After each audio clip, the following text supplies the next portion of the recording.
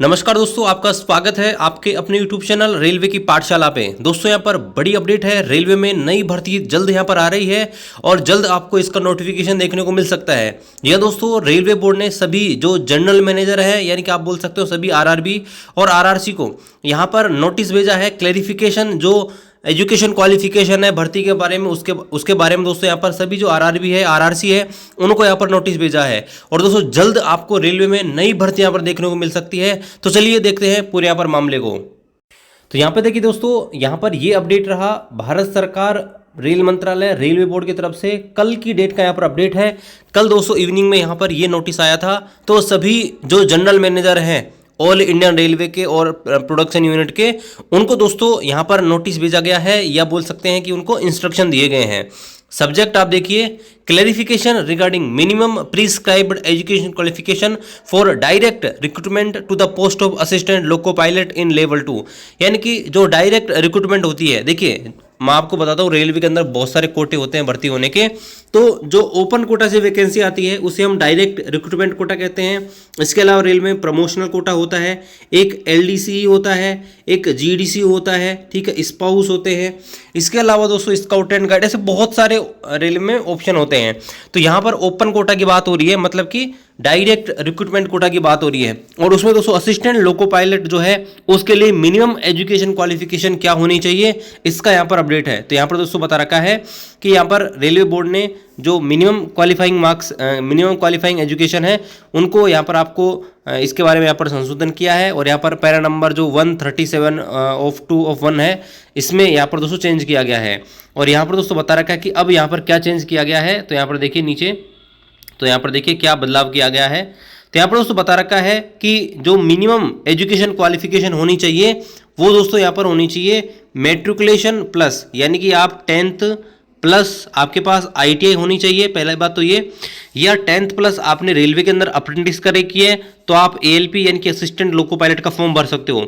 इसके अलावा अगर आपके पास diploma mechanical, electrical, electronics, automobile engineering में है तो दोस्तों यहाँ पर आप फॉर्म भर सकते हो। और यहाँ पर देखिए इन्होंने स्पेसिफाई भी किया है कि ये जो ट्रेड हैं आईटीआई की या इंजीनियरिंग डिग्री की, अगर इनसे आपने किया है तो दोस्तों आप यहाँ पर असिस्टेंट लोको पायलट का फॉर्म भर सकते हो। जिसमें आप देखेंगे फिटर है, electrician, instrument mechanic, millwright, maintenance mechanic, mechanic radio and TV, electronic mechanic, mechanic motor vehicle, wireman, track mechanic, armature and coil winder mechanic, diesel, heat engine turner, और आपके machinist, refrigerator and AC machine. तो ये दोस्तों जो हैं वही दोस्तों यहाँ पर अलाउ होंगे। ये जो कैंडिडेट हैं जिनके पास ये डिग्री है वो दोस्तों यहाँ पर जो आने वाली वैकेंसी है डायरेक्ट रिक्रूटमेंट कोटा की, उसमें दोस्तों यहाँ पर अप्लाई कर सकते हैं। ठीक है, तो पहली बात तो ये क्लियर होगी कि मिनिमम एजुकेशन क्वालिफिकेशन के बारे में यहाँ पर बात हो रही है। अब देखिए ये बातें तभी होती हैं जब रेलवे में अंदर कुछ चल रहा होता है और नई भर्तियाँ आने की यहाँ पर प्रोसेस चल रही होती है।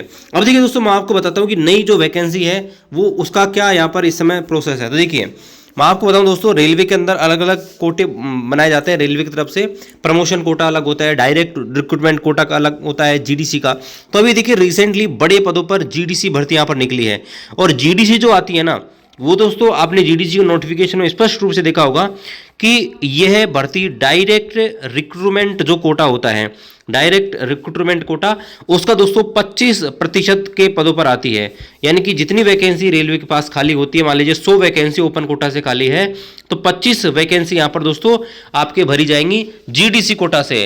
इसके अलावा लगभग 50% हर जो पोस्ट है उसकी वैकेंसी दोस्तों यहाँ पर आती है ओपन कोटा से, यानी कि ओपन मार्केट से आती है, जिसे हम डायरेक्ट रिक्रूटमेंट कोटा भी कहते हैं।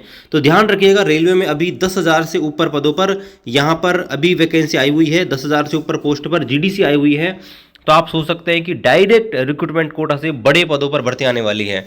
ये तो दोस्तों मात्र यहाँ पर मैं सेफ्टी कैटेगरी का बता रहा हूँ, यानी कि एएलपी हुआ, टेक्नीशियन हुआ, जेई हुआ और आपका ट्रेन मैनेजर, इनकी पोस्ट ही इतने सारी हैं। इसके अलावा लेवल 1 यानी कि ग्रुप डी की तो दोस्तों यहाँ पर वैकेंसी आएंगी। ग्रुप सी, लेवल 1 बोलो या उसको ग्रुप डी आप बोलो, इसकी वैकेंसी तो रेलवे में आएंगी। इसके अलावा दोस्तों लंबे समय से रेलवे में आरपीएफ की कोई वैकेंसी नहीं निकली है, तो हो सकता है कि दोस्तों आपको इस नोटिफिकेशन के साथ आरपीएफ के अंदर वैकेंसी देखने को मिल जाए। बाकी देखिए जो लोकसभा का इलेक्शन होने वाला है उसमें मुश्किल से 6 महीने बचे हुए हैं, तो ऐसे में दोस्तों ये संभावना है कि इलेक्शन से पहले नोटिफिकेशन नई भर्ती का जरूर रेलवे के अंदर निकलेगा। और देखिए अलग अलग सोर्स से ये पता लग रहा है रेलवे के अंदर बहुत ज़्यादा यहाँ पर सीटें वैकेंट है, चाहे वो राज्यसभा में प्रश्न पूछे जा रहे हो, लोकसभा में पूछे जा रहे हो, या फिर दोस्तों आरटीआई के माध्यम से सवाल पूछे जा रहे हो, तो उनमें यहाँ पर बताया जा रहा है कि रेलवे में बड़े पद यहाँ पर खाली हैं। और ऐसे में दोस्तों जो भर्ती है वो आपको जल्द देखने को मिल सकती है।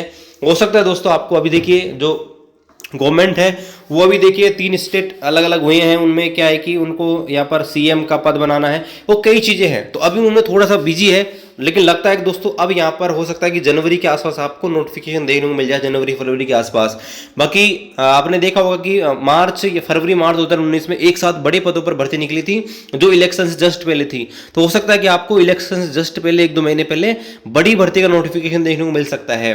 और जैसे ही कोई भी अपडेट आएगा दोस्तों मैं आपको हमारे टेलीग्राम ग्रुप और यूट्यूब चैनल पर अपडेट कर दूंगा।